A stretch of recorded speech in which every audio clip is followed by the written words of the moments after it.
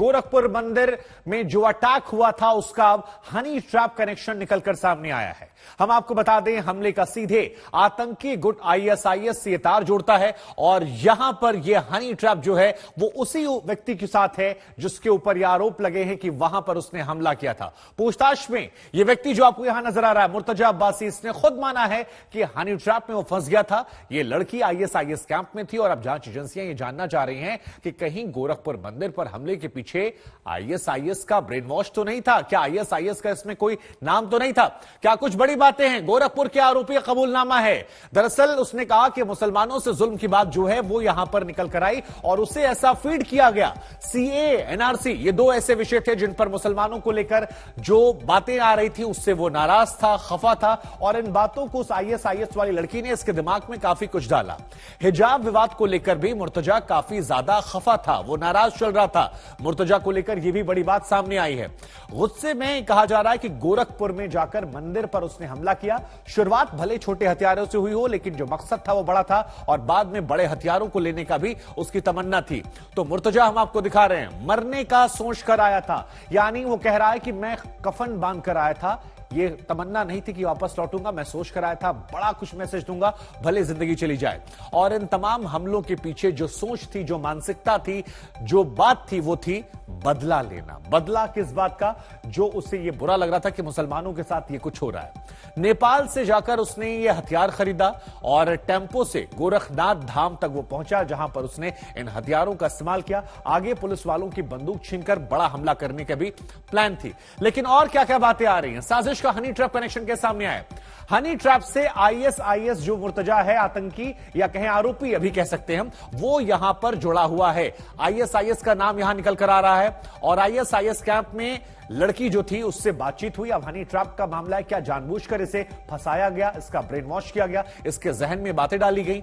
लड़की ने मिलने का इससे वादा किया था, यानी वो लड़की जो बाहर थी, इससे बात कर रही थी, अपनी दुख भरी कहानी सुनाकर उसने इससे भारत मिलने की बात कही। लेकिन जब ये बातों में आ गया तब क्या हुआ? उसके बाद इस लड़की ने मुर्तजा से मदद मांगी। मदद आर्थिक तौर पर थी और इस मुर्तजा ने 3 बार इस लड़की को उसकी बेबसी को देखते हुए पैसे भी दिए थे।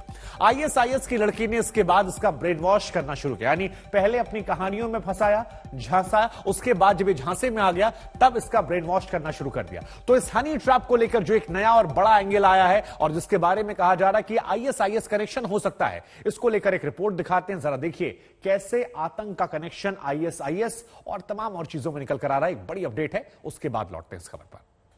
उम्मत मोहम्मद सल्लल्लाहु अलैहि वसल्लम एक ज़रख़ेज़ उम्मत, इसका एक सिपह सालार कत्ल हो जाता है तो उसकी जगह दूसरा ले लेता है।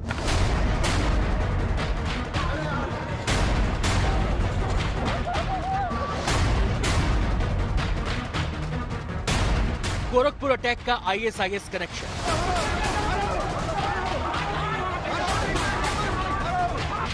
आरोपी मुर्तजा के तार आईएसआईएस से जुड़े।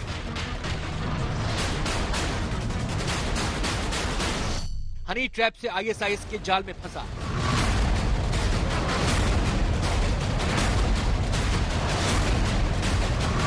लड़की ने फंसाया, आतंकी बनाया।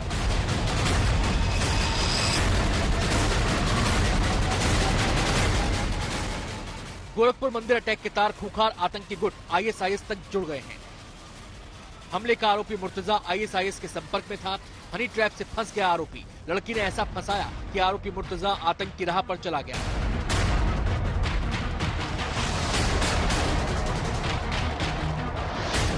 मुर्तजा ने इसका खुलासा खुद किया है। मुर्तजा के मुताबिक चैट के दौरान वो एक लड़की के संपर्क में आया जो आईएसआईएस कैंप में फंसी थी। बातों ही बातों में वो लड़की के करीब आ गया। लड़की ने भारत आकर मिलने का वादा किया। लड़की ने अपनी हालत बुरी बताई, मदद भी मांगी। लड़की के झांसे में आकर मुर्तजा ने 3 बार पैसे भी भेजे। इसी लड़की ने मुर्तजा का ऐसा ब्रेन वॉश किया कि वो आतंक की राह पर चल पड़ा।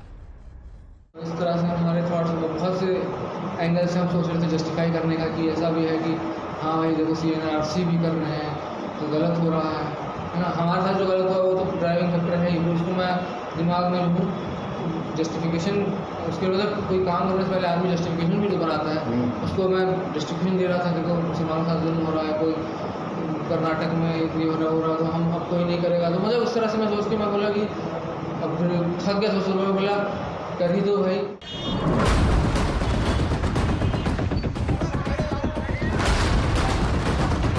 ये साफ नहीं है कि मुर्तजा ISIS वाली लड़की के अलावा किन किन लोगों से बात कर चुका है, या फिर ISIS से उसे आदेश मिलते थे या नहीं, या फिर गोरखपुर मंदिर अटैक भी कहीं ISIS के आदेश पर तो नहीं किया गया।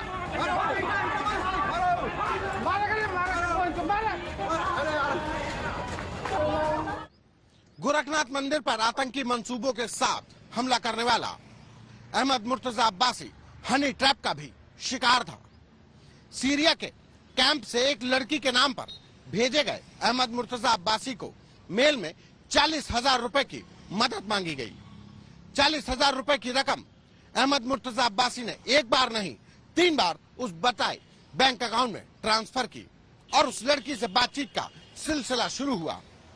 बातचीत के दौरान ही अहमद मुर्तजा अब्बासी ISIS की आइडियोलॉजी के करीब पहुंच गया, या यूं कहा जाए कि ISIS के नेटवर्क में शामिल हो गया, और जिसके बाद उसने गोरखपुर में एक बड़ी आतंकी वारदात को अंजाम देने की प्लानिंग की शुरुआत की थी।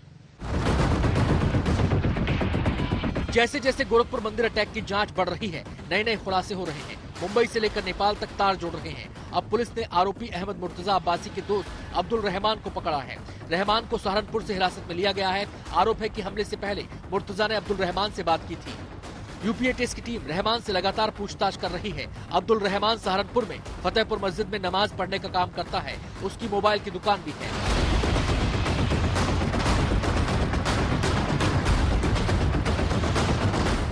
गोरखपुर मंदिर अटैक की गुत्थी सुलझी नहीं और शहर में चंद संदिग्ध लोगों से खलबली मची हुई है।